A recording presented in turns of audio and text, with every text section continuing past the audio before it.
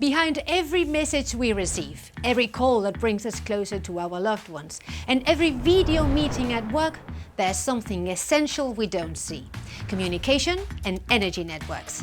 Without electricity, networks fail and the world disconnects. Keeping the power flowing means keeping our communications alive, our relationships strong, and our presence in the world intact. Because today, being connected goes beyond technology. It is an essential part of how we live.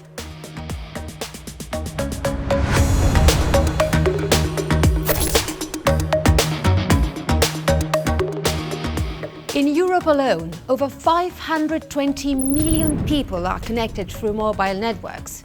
Each line transmits more than over 50 gigabytes of data per month, and 5G alone already accounts for more than 200 million active connections. All this requires energy, around 0.12 kilowatt-hour for every gigabyte transferred. Networks never sleep. If the power goes out, it's not just technology that shuts down. The digital pulse of society comes to a halt. Fatal. Intentando que mi marido entre aquí para poder llegar a casa, pero ni he podido llegar a trabajar, ni he podido nada. O sea, ¿qué es lo que hay? Es que vamos a perder el avión y no sé dónde vamos a pasar la noche. No te puedo decir otra cosa. No entiendo nada. No, es que no sé a quién dirigirme. That is exactly what happened on the Iberian Peninsula on the 28th of April 2025. In moments of extreme tension and uncertainty, traditional media grabbed the bull by the horns and once again proved to be essential. Definitivamente ha sido un caos total este lunes 28 de abril en España.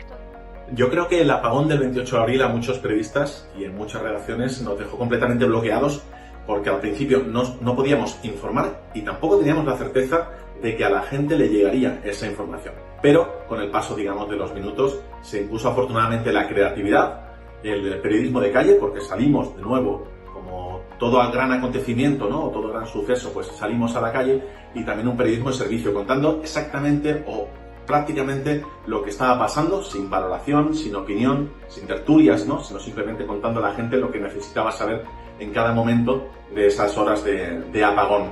Y eso sí, un periodismo en el que se impuso, otra vez más, la radio. It's Ajal Habib. Welcome to What's in My Bag Survival Edition. First up, my glasses. Super important if you want to see what is happening or not. The European Union itself has advised the public to have a 72-hour survival kit ready. It includes items such as bottled water, ready-to-eat food, fuel, matches, cash, medication, or iodine tablets. And among those essentials, one item stands out: a radio transistor to access information. Now we know that nothing can be taken for granted, and access to information is right there on the list of vital needs. We are now connecting with the headquarters of Radio Televisión Española in Madrid. Joining us is Víctor Sánchez, one of the key figures ensuring that Spain's public radio and television could keep the public informed as the blackout unfolded. Good morning, Víctor. How are you doing? Thank you for having us. Gracias. Víctor, the 28th of April, let's think about it. It must stand out as one of the most stressful days of your professional life, was it? Bueno, pues fue un día ciertamente muy estresante, con una incidencia pues grave, que al principio no se sabía muy bien el por qué ni el cuánto iba a durar, ¿no? Y eso generó pues una serie de planificaciones e interactividad que tuvimos que ir sobre la marcha resolviendo, y que estuvimos pues al final pues todo el día enfrascados hasta que se solucionó. And at what point did you realize that something wasn't right, and what was your first reaction?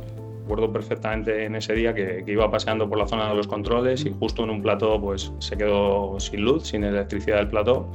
Y bueno, a raíz de ahí pues también justo recibo una llamada de Torre España que hay otro plató que se ha ido momentáneamente la luz, y entonces bueno, identificamos que ya no era un hecho aislado. What were your next steps? Se tomaron una serie de determinaciones en las primeras reuniones que yo creo que fueron claves, que es bueno, pues ver la cantidad de en este caso de diésel que teníamos para mantener la operación técnica. También se planteó concentrar por la parte de las direcciones de contenidos, concentrar la emisión en los canales principales. Tenemos, digamos, un canal premium en televisión, en radio, que aglutinaron toda la programación y emitimos lo mismo por todos los canales, de tal forma que mantuviéramos el mínimo de personas necesarias en RTV, que garantizara el mínimo de gasto de combustible y demás.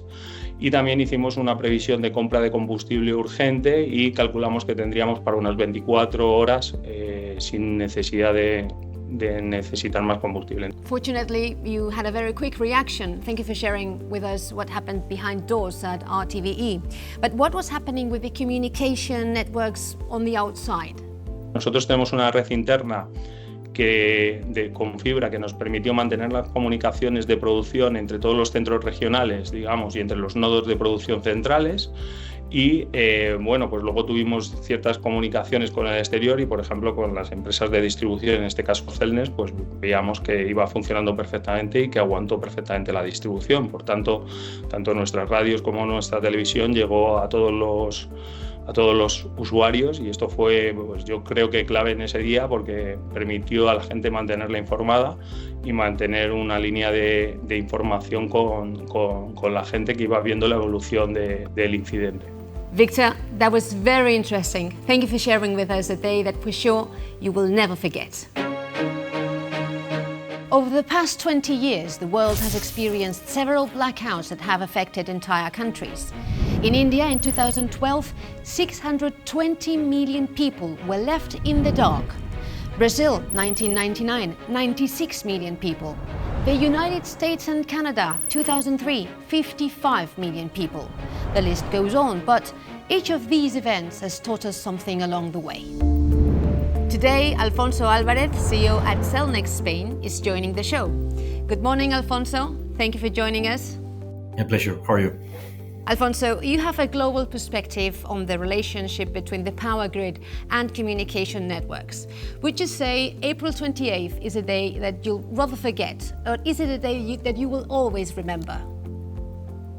It was a date, and it will be a date that I will remember for long. I will never forget it. It was a hard day for us, with good news regarding the behavior of our networks.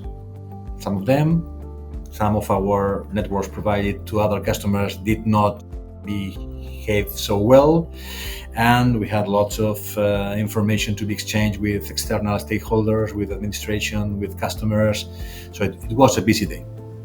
Well, let's try to stay positive. Let's begin with the good news. Tell me about them. The networks supporting the broadcasting, TV, radio, etc., and also the emergency networks, the radio networks, the digital trunking, providing the communications for emergency corps, fire departments, police, etc. Those networks behave very well, and the reason for that to happen, that date, is the investment made up front. We prepare our infrastructure supporting those critical services with batteries, with generators, with contracts with external suppliers for additional fuel for the generators. So we prepare ourselves for having those networks ready precisely the day you need them. Víctor Sánchez from Radio Televisión Española has shared what their approach was during the crisis. What about yours?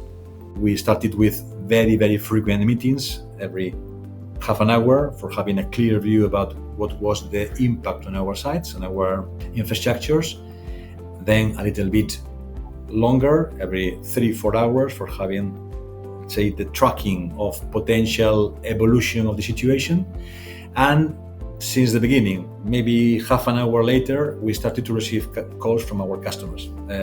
Broadcasters less, because they knew they were on air. But for example, the telecom operators, mobile telephony, they knew the traffic of their networks was growing up, because people, it makes quite sense. When you have a problem and you have to ascertain how will you get home, who will go to school for your children, etc., you start making calls, sending messages, so the traffic of the network increased. That must have been a very long day. And how was the communication with authorities, operators, and so on? The authorities the ministry also created their own crisis committee, and they were asking information for everybody, asking information from network operators like us, but also from the telecom operator. So there was a bit of a loop of information being exchanged, and I think the good news about that bad day is that the information was clear, transparent, and was arriving to all involved committees and people making decisions for at least having the information. That was a day that taught us many lessons. What kind of changes and improvements are you thinking of for the future? There will be a number of sites in which the operators will contract us, the infrastructure providers, with an additional autonomy in terms of energy. That means batteries and elements.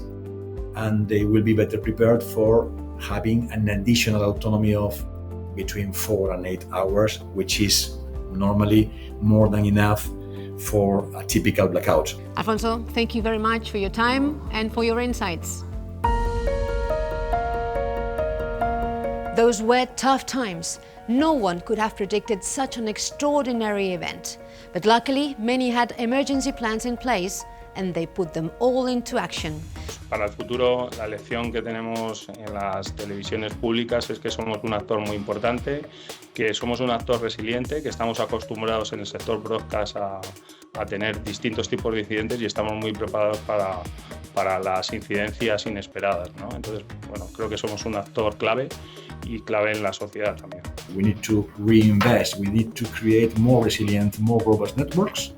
But the population, I think, should also understand how to behave in a similar situation for making sure that they will have service for a longer period. Somehow during the blackout we managed to overcome the crisis because, as the proverb goes, prepare for the worst, hope for the best, and accept whatever comes. That's some pretty interesting information. Thanks, Adela. Hey everybody, I'm Dan. I'm here to give you a rapid recap of the top 3 things I saw in this episode. So let's get started. First, the grid gives us our digital pulse, and without it, our devices become more useless than a glass hammer or a chocolate teapot. And just like that, you find yourself in a total digital detox. That's right, all that's left is you, a blank screen, and a deck of Uno cards. Second, you need a survival kit. Nothing really serious though. It's not like we're getting ready for the zombie apocalypse. No, it's more like getting ready to go on a trip to 1898. And finally, the radio, the original wireless communication device. It's only got one app though. Still, in a crisis, it's hero numero uno. You're gonna keep that radio glued to your ear like an old grandpa at a football stadium. That's it for the Zero Latency Roundup. We'll catch up later. Take care.